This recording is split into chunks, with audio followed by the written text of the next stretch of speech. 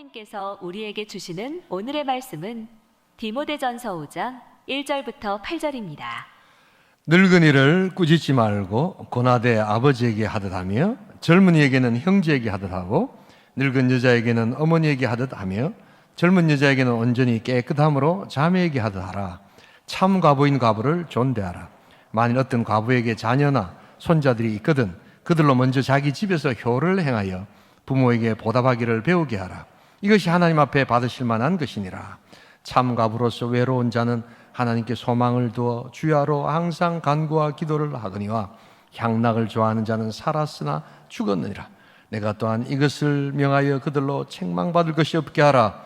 누구든지 자기 친족 특히 자기 가족을 돌보지 아니하면 믿음을 배반한 자요 불신자보다 더 악한 자니라. 아멘. 모두 자리에 앉아주세요. 주의 복된 날, 구별된 날 우리 5분 이상씩 하늘 복 받으세요 하고 한번 주를 축복해 주시기 바랍니다. 하늘 복 받으시기 바랍니다. 하늘 복 받으시기 바랍니다. 하늘 복 받으세요. 하늘 복 받으시기 바랍니다. 우리 주의 복된 날 하늘 축복이 충만할 수 있기를 소원합니다. 기독교 신앙을 한마디로 설명하라고 하면 관계라고 할 수 있습니다. 우리 예수님은 바리새인들과 서기관들이 성경이 한마디로 요약하면 뭡니까? 라고 물어봤을 때 두 계명이 있다고 했죠.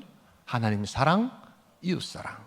그래서 이것이 모든 성경 다 요약하면 율법과 선지자의 강령이다 이렇게 이야기하셨습니다. 관계가 온전해질 때 구원이 있고 행복이 있습니다. 하버드 대학 의과대학 정신과 우리 로버트 윌딩어 교수가 75년 프로젝트로 세상 사람들은 언제 행복을 느낄까 실험을 했습니다. 그런데 답은 관계였습니다. 돈도 아니고 명예도 아니고 뭐 이런 어떤 권력도 아니라 관계가 온전해질 때 사람은 행복을 느끼는 것입니다. 여러분, 이 디모데전서가 이게 6장밖에 되지 않습니다. 그런데 디모데전서도 1장부터 4장까지가 대신관계, 하나님과의 관계에 대해서 설명을 해놓고 있습니다. 그리고 오늘 보는 5장과 6장은 2장인데 대인관계, 우리 이웃과의 관계, 인간관계에 대한 내용입니다. 참 우리 인간이라는 존재가 아주 이해하기 쉽지 않은 그런 신비로운 존재 아닙니까? 사람을 통해서 어떻게 합니까? 상처를 받아요. 그래서 트라우마가 되고 고통을 당하고, 근데 또 사람을 통해서 뭘 합니까? 위로를 받고 말 한마디 듣고 행복해하고 뭐 이럽니다. 이런 어떤 그 존재가 인간이라는 존재인데, 그래서 여러분 관계를 잘 갖고 가야 합니다. 자, 그래서 오늘 우리 특별히 이제 5장에서는 교회 안에서 우리 성도들을 이렇게 만나고 관계를 맺어갈 때 그 관계가 어떻게 하면 풍성해질 수 있을까? 우리 3가지 원리들을 한번 살펴보기를 소원합니다. 첫 번째, 지배하지 말고 권하라는 것입니다. 우리 다 함께 우리 5장 1절 같이 한번 읽어보겠습니다.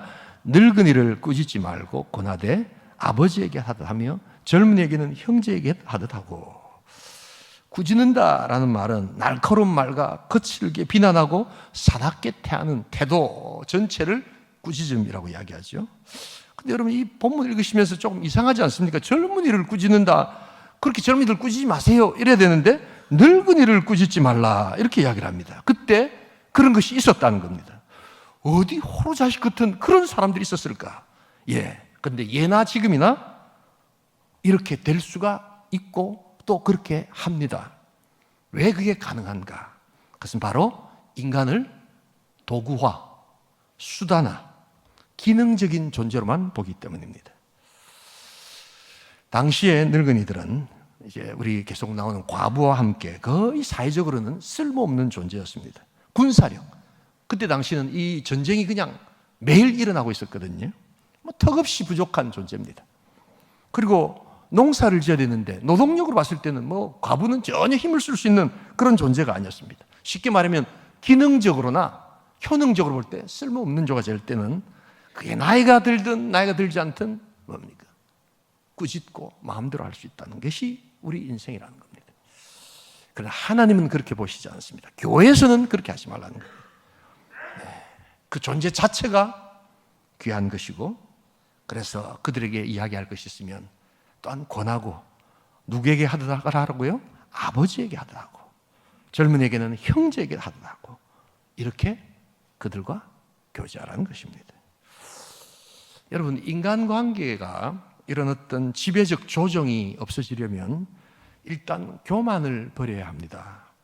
이 교만한 자의 특징이 여러 가지가 있는데, 교만한 자들은 보고 듣는 것에 장애를 가진 사람입니다. 어떤 장애냐? 자기 보고 싶은 것만 보고 듣고 싶은 것만 듣습니다. 뭐 보여줘도 뭐 됐어요, 그만해요 이러면서 안 봅니다. 뭐 듣는 것은 전혀 듣지 않습니다. 뭐 어른의 소리를 꼰대 소리다 이렇게 하면서 막 잔소리라고 생각합니다. 그래서 편향적 장애를 갖고 있는 것이 교만한 자의 특징입니다. 나름대로 다 정답을 가지고 있습니다.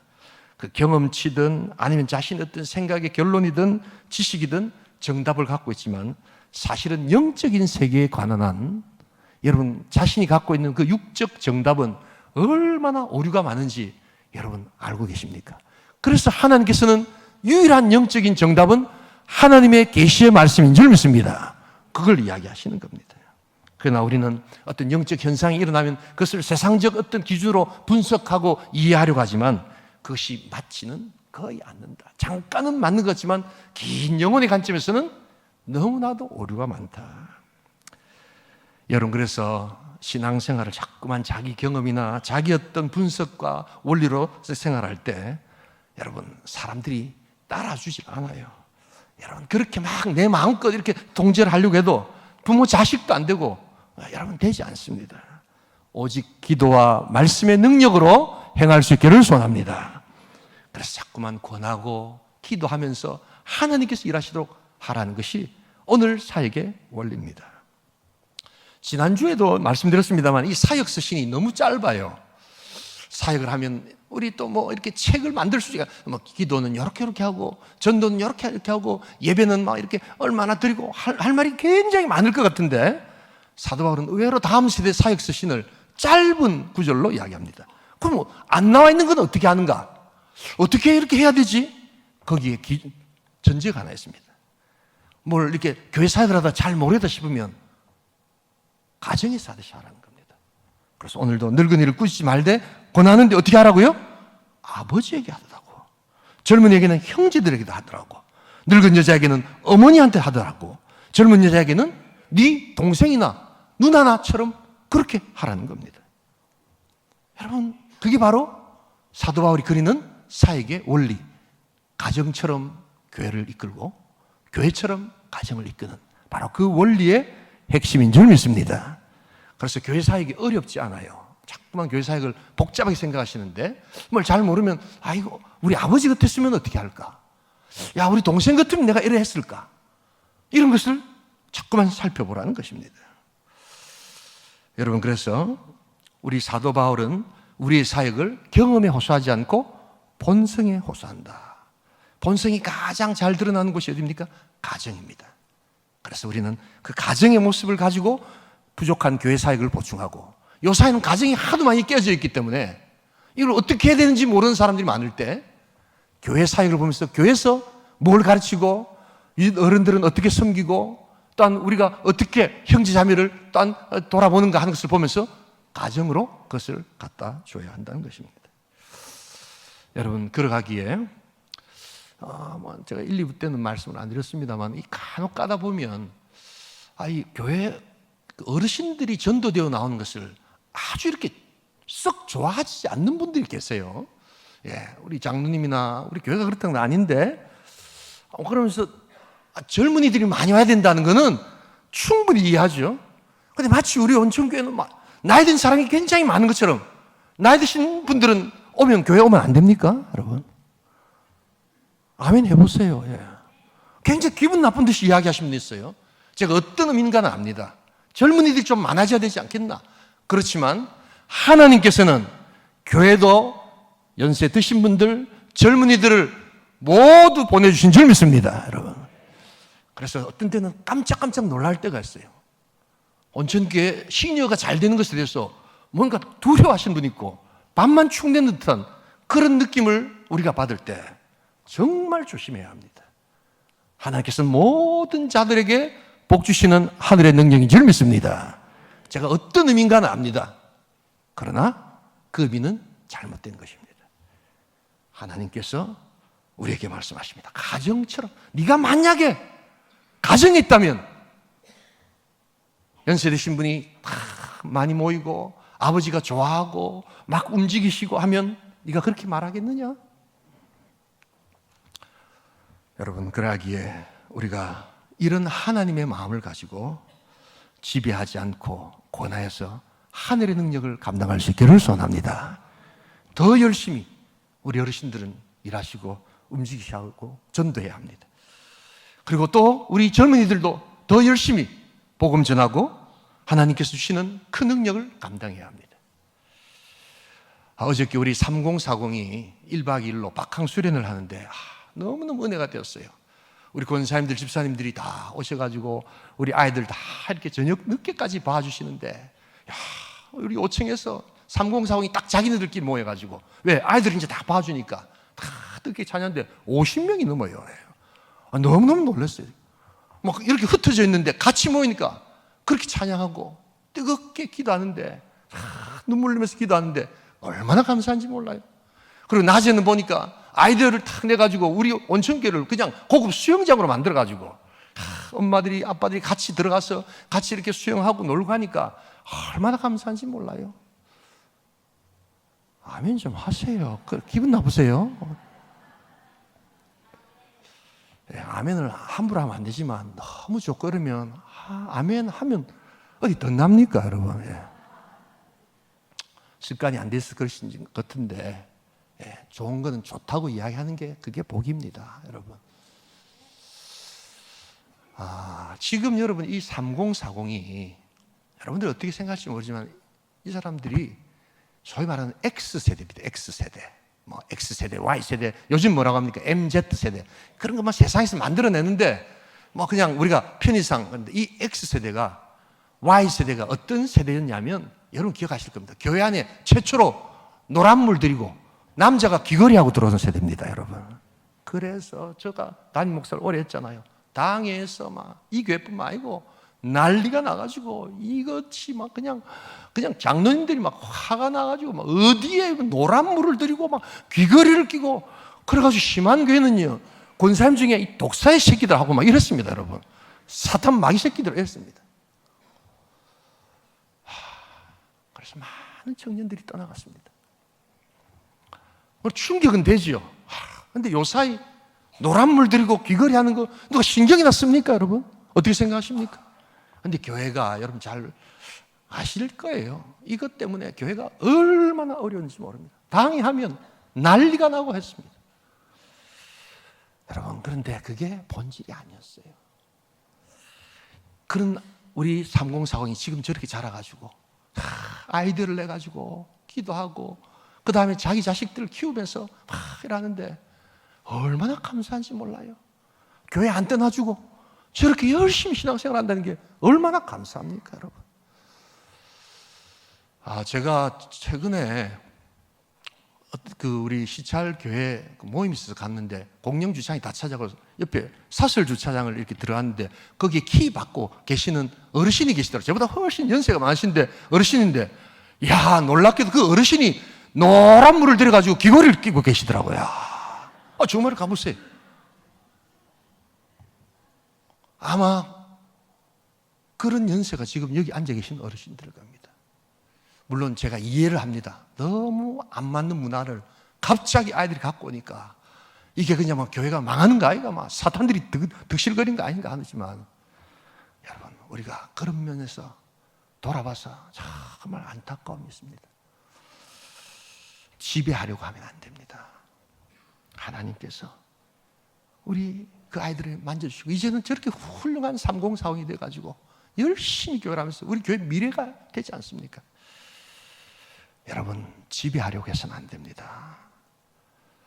권하고 하나님께서 그들을 이끌어 가시도록 말씀과 기도로 섬기는 복된 성도, 복된 공동체 될 수 있기를 주님의 이름으로 축복합니다. 두 번째로 오늘 우리 성도들의 관계가 교제가 풍성해지려면 지배하지 말고 권해야 되고, 두 번째는 기대치를 낮춰야 한다는 것입니다. 우리 다 함께 3장 11절 같이 한번 읽어보도록 하겠습니다. 5장 11절 같이 한번 읽겠습니다. 젊은 과부는 올리지 말지니 이는 정력으로 그리스도를 배반할 때 시집 가고자 함이니. 12절 읽겠습니다. 처음 믿음을 버렸으므로 정죄를 받느니라. 여러분, 이 관계가 지속적이고 행복해지려면 기대치를 낮추셔야 합니다. 오늘 과부 이야기 잘 하다가 이런 사람들 도와주고 이렇게 하다가 갑자기 젊은 과부는 조심해라 이렇게 이야기합니다. 그리고 과부 명부에 올리지 마라 라고 이야기합니다. 왜 과부를 도와주라고 해놓고는 왜 젊은 과부는 차별합니까? 그게 아니라 현실적 교회 모습 가운데서 젊은 과부들이 저지르는 여러 가지 신앙의 연약함이 있더라는 것입니다. 보통 과부의 명부에 올린다는 것은 여러분, 이제 교회가 그 사람을 도와줘야 된다는 것을 공식화하는 것이면서 동시에 그 과부의 입장에서 내가 이제 특별한 일에 없는 한 하나님만을 섬기면서 독신으로 살겠습니다 라는 것을 전제로 합니다. 그런데 그렇게 해놓고는 젊은 과부는 오늘 어떻게 합니까? 정력으로 그리스도를 배반하고 그냥 재혼을 한다는 겁니다. 재혼이 잘못됐다는 것이 아니라 그렇게 자기 마음대로 행하는 교회 모습이 나타난다는 것입니다. 그리고 게으르고 집집 돌아다니면서 쓸데없는 말을 막 하고 마땅히 하는 그 현실이 여전히 교회에 있다는 것입니다.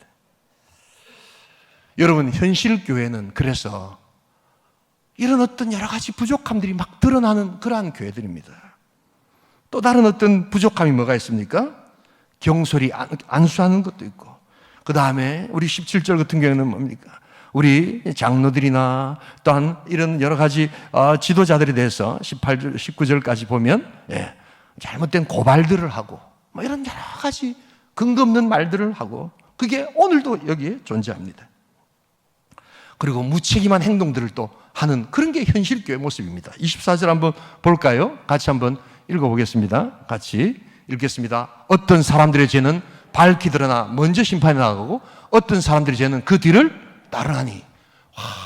저 사람이 왜 저러냐고 막 이야기하고 그 사람을 정죄했던 사람이 지나놓고 나니까 하면 똑같이 따라하는 겁니다, 여러분. 천연국스럽게 그 사람을 비난하면서도 자기도 똑같은 것을 하고 있는 겁니다. 그게 바로 현실교회의 모습이다.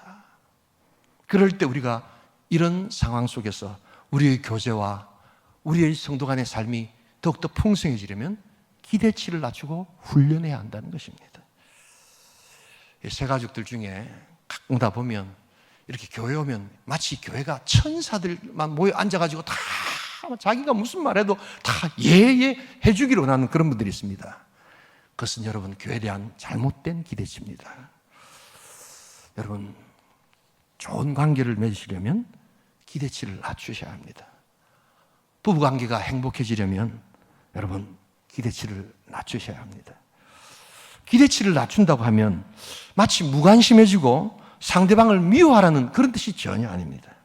오히려 점점점 알아가는 상대에 대한, 점점점 알아가는 교회에 대한 그 연약함을 내 마음으로 수용하라는 것이 바로 기대치를 낮추는 것입니다. 상대에 대한 기대치, 남편과 아내에 대한 기대치가 너무 높고 교회에 대한 기대치가 너무 높아서 그 현실과 내 기대치가 또한 괴리를 생길 때, 그 차이가 있을 때 그것을 하나님께서 네가 메꿔라 라는 것이 하나님의 뜻이라는 것을 잊지 말아야 합니다. 왜 이렇게 사랑이 없노? 이 교회는 사랑에 대한 교회 기대치가 있으시죠. 그러나 나타나는 현실은 너무 사랑이 없지 보이죠. 그러면 네가 그것을 메꾸는 사도가 되라. 오늘 우리 일부 호산나 찬양대가 주여 나를 평화의 도구로 써주소서. 참 은혜로운 찬양. 이른 아침 나와가지고 아침에 여러분 8시에 이렇게 찬양하려면 이게 쉽지 않습니다. 목 탁 하는데도 최소한 6시 반에는 일어나야 되거든요. 그래서 평화의 도구로 써달라는데 평화의 도구가 어떻게 돼야 됩니까, 여러분? 평화하면 평화가 오나요? 그것은 바로 내 높은 기대치와 내 현실의 모습 가운데 나타나는 그 괴리를 내가 메꾸든지, 내 메꿀 능력이 없으면 기대치 좀 낮춰서 그것을 하든지 할 때 그때 평화의 도구가 된다는 것을 잊지 말아야 합니다. 평화의 도구가 되기를 원하십니까? 그러면 가정에서 기대치를 낮추십시오. 내 남편을 더욱더 불쌍히 여기십시오. 기대치를 낮추는 제일 좋은 방법이 불쌍히 여기는 겁니다. 내 아내에 대해서 여러분 불쌍히 여기십시오. 우리 자식들에 대해서 높은 기대치를 여러분 높이지 마시고, 아이들이 얼마나 힘들겠나. 그래서 요사이는요, 여러분 이렇게 하셔야 돼요. 이 청년들이나 우리 청소년들이 희한한 행동을 하잖아요. 그러면 야 너희들 이렇게 놀아 이렇게 하지 마시고 어떻게 해야 되냐면, 야 요즘에는 너희들 그렇게도 노니? 이러면서 좀 배우려고 하는 마음을 가지셔야 된다. 그럼 아이들은 압니다. 어른들이 나를 공감해 주는구나, 나를 받아들이려고 하는구나 하고는 시간 되면 자동적으로 노란 머리 어쩝니까? 검은 머리로 다 바꿉니다, 여러분. 예, 귀걸이 끼고 다니는 게 귀찮거든요, 여러분. 다 자기 스스로 다 떼냅니다. 여러분, 좀 기대치를 낮추시고, 아내에 대해서도 남편에 대해서도 그 연약함들을 보면서 우리가 수용해 나갈 때 성도의 삶, 우리 가정의 삶이 풍성해지고 또한 풍요로워진다는 것을 잊지 말아야 합니다. 우리 다음 주부터 우리 고신대학 기독교 교학과 우리 여자 교수님을 모시고 MBTI를 합니다. 여러분, 이 MBTI 인터넷 들어가면 뭐 이렇게 싸구려 같은 이런 게 많습니다만, 그런 거 말고 전문가를 모시고 내 자신이 어떤 존재인가, 상대방은 어떤 존재인가를 서로 알아가면서 그들의 필요를 채우고 그들을 이해하려고 하는 그런 아주 좋은 세미나입니다. 여러분 꼭 참석하셔서 뭘 도와줘야 될 것인가, 저 사람을 어떻게 도와주실 것인가, 좀 더 구체적으로, 무엇보다도 내 자신이 이런 모습이기 때문에 내가 기대치를 낮추고 섬기겠습니다 라고 나아갈 때 하나님께서 우리 성도 간의 교제, 가정의 모든 교제를 풍성히 만들어 주실 줄 믿습니다. 우리 그런 마음으로 나아갈 수 있기를 소원합니다. 마지막 한 가지, 오늘 우리 성도의 교제와 관계가 풍성해지려면 지배하지 말고 권하고, 두 번째는 기대치를 낮추고, 세 번째는 존중해야 한다는 것입니다. 우리 다 함께 5장 3절을 같이 한번 읽어보도록 하겠습니다. 함께 읽겠습니다. 참 과부인 과부를 존대하라. 17절 우리 넘어가 보겠습니다. 같이 읽겠습니다. 잘 다스리는 장로들은 배나 존경할 자로 알되 말씀과 가르침에 수고하는 이들에게는 더욱 그리할 것이니라. 여러분, 우리의 삶과 관계가 풍요로워지려면 존중함을 담아야 합니다. 사랑의 다른 표현이 저는 존중이라고 생각합니다. 관계가 풍요로워지려면 이 존중이 좀 있어야 합니다. 리스펙트가 있어야 됩니다. 과부들 너무너무 약자들이었습니다. 또한 사역자들, 오늘 특별히 디모데 같은 경우에는 굉장히 연소한 나이가 어린 자들이었습니다. 장로들도 시간의 감에 따라서 딴 젊은 장로들이 서지기도 했습니다. 그 사람들 자체가 대단해서가 아니라 교회의 화평과 교역을 위해서 그러한 자들을 존중해 주라고 이야기합니다. 무슨 대단한 영향력과 대단한 기능적 그러한 효능이 있어서가 아니라 존재 그 자체로 존중할 때 그것이 바로 하나님의 교회가 더욱더 풍성해야 되는 역사라는 것을 보여주고 있습니다. 요사 여러분, 사랑합니다 이러면 별로 솔직히 안 듣습니다. 그거 아셔야 됩니다, 여러분. 예. 서울의 모 백화점 같은 데 가면, 백화점 딱 현대백화점이라고 있습니다. 압구정동 가면 쫙 도우미들이 서가지고 두 손 딱 모으고 무려 8명이서 사랑합니다 고객님 이랍니다, 여러분. 근데 하나도 사랑하는 것 같지가 않아요. 그들이 사랑하는 건 뭐겠어요? 우리의 지갑을 사랑하지 결코 그 존재를 사랑하지 않습니다. 오히려 내가 당신을 존경합니다, 오히려 존중합니다 라고 하면 훨씬 더 감동받습니다. 그러나 그런 말들은 잘 하지 않습니다. 여러분, 존중함이 있다면요, 오늘 이 시대에 많은 문제가 저는 해결될 수 있다고 믿습니다. 요사이 사랑만큼 왜곡된 단어가 어디 있겠어요, 여러분. 사랑하지만 요즘 젊은 사람들은요, 만난 지 하루 만에 사랑이라는 이름으로 성관계를 맺는 것이 허다합니다, 여러분. 요즘 사랑이라는 이름으로 30대, 40대, 50대들이 불륜을 그냥 대놓고 저지릅니다. 이들의 공통점이 뭡니까, 여러분? 바로 존중이 없다는 것입니다. 내가 처음 만난 그 형제, 그 처음 만난 자매를 그의 육신과 그의 정신을 존중한다면 그렇게 쉽게 범하지 않습니다. 단지 쾌락의 도구로 보고 있을 뿐입니다. 정말 여러분, 내 인생 한번 그 남편, 내 아내에서 눌렸던 것 저 밖에 나가가지고 새로운 세계를 한번 만나보자고 여러분 자유로운 영혼이 되기를 원하십니까? 그러나 그들이 치명적으로 가지지 못하는 것이 있습니다. 바로 상대방 가정에 또 다른 남자와 또 다른 여자와 그 자녀들을 정말 존중한다면 여러분 그런 행동을 도무지 할 수 없고 해서도 안 된다는 것을 금방 알게 될 것입니다. 존중이 사라진 시대, 어릴 적부터 부모와 선생님들을 존중하는 그러한 것을 가르치지 않는 시대, 여러분 그 결과는 바로 이런 모습으로 나타난 것을 잊지 말아야 합니다. 그러기에 사랑 안에 존중이 담긴 사랑을 우리가 행할 수 있기를 소원합니다. 그때 사랑은 완성된다는 것을 잊지 말아야 합니다. 저는 1998년 88 올림픽 딱 마치고 그 다음 신학교를 들어갔습니다. 아무것도 모른 채 그냥 신학교 들어가서 전도사라는 걸 하라고 해서 전도사를 시작했습니다. 중고등부 3년을 하면서 꽤 많은 학생들이 모였습니다. 한 게 별로 없고 아이들하고 놀아주니까 아이들이 오더라고요. 그래서 장로님한테 불려가가지고 당신은 뭐 하는데 아들하고 그래 많이 노느냐고 이렇게 야단도 맞고 이랬습니다. 근데 지나놓고 나니까 가장 좋은 사역이었다는 것을 알게 되었습니다. 그러고 난 다음 강도사라는 것을 시작했습니다. 그런데 그때 그 교회가 담임 목사님 이동 문제로 이렇게 어려움이 있을 때 그 당에서 저보고 강도사인데 주일 설교 강단을 맡기셨습니다. 2번이 아니라 2년 동안 맡겨주셨습니다.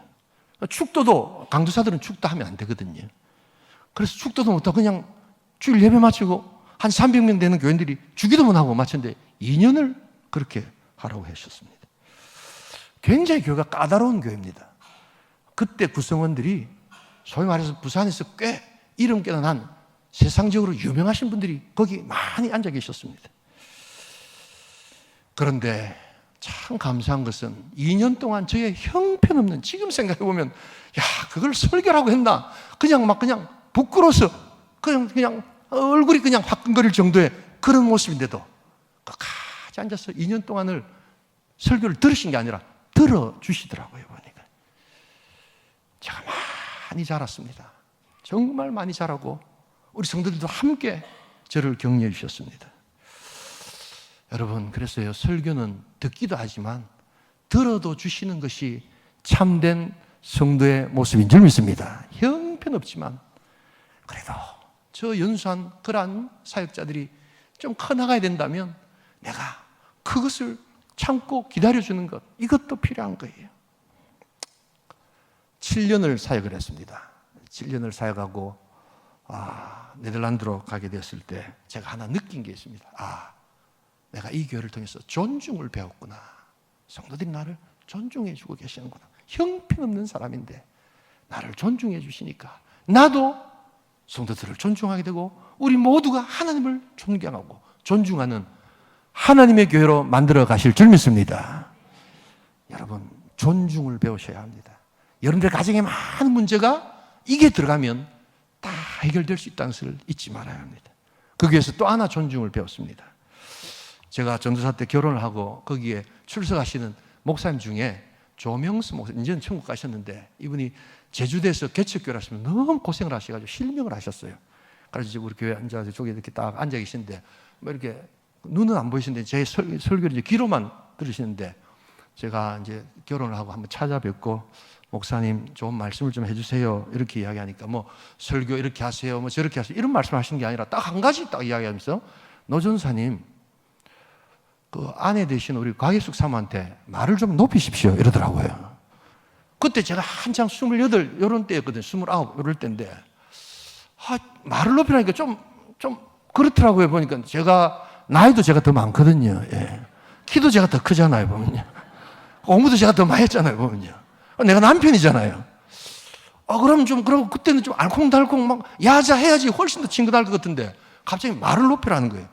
이거 뭔가 좀 안 맞는 옷을 입는 것 같아서 이런데 목사님이 또 그래라 하니까 진짜 순종하거든요. 예, 알겠습니다. 이러고 막 이렇게 말을 높이려는데 진짜 닭살 돋더라고요. 보니까요. 근데 여러분, 제가 인생 중에 몇 가지 아주 잘했다고 생각하는 중에 하나가 바로 그때부터 아내에게 말을 높이는 것이었습니다. 이게 얼마나 우리의 관계를 아름답고 지속적으로 만드는지.